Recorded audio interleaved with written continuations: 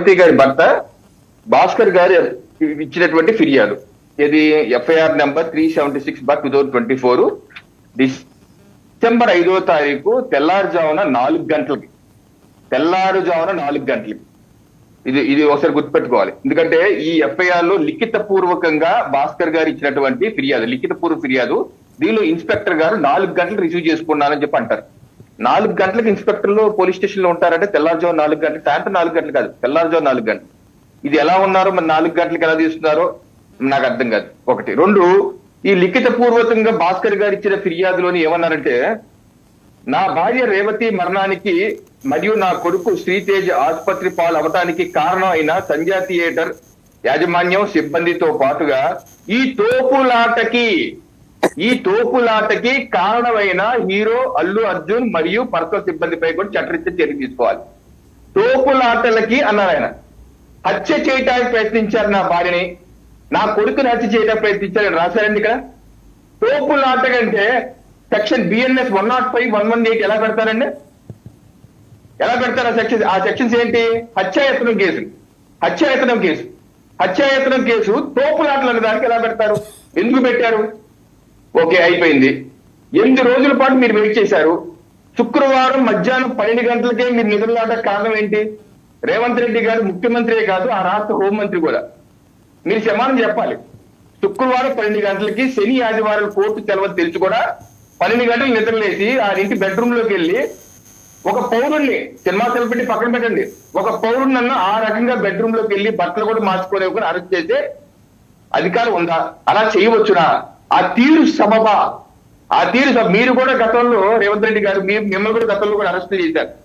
అప్పుడు కూడా మీరు మానవ హక్కుల గురించి చాలా చెప్పారు. మరి ఈ రోజు ఉల్లంఘన మానవ హక్కులు, మీరు హోంమంత్రిగా ఉన్న విషయంలో ఉల్లంఘన మానవ హక్కుల పరిస్థితి ఏంటి? ఇంకో పాయింట్, మీ ప్రభుత్వం హోంమంత్రిగా ముఖ్యమంత్రిగా మీ ప్రభుత్వం రేవంత్ రెడ్డి గారు నిన్న మ్యాజిస్ట్రేట్ కోర్టులోను, హైకోర్టులోను, ఆఖరికి ఢిల్లీలో ఉన్నటువంటి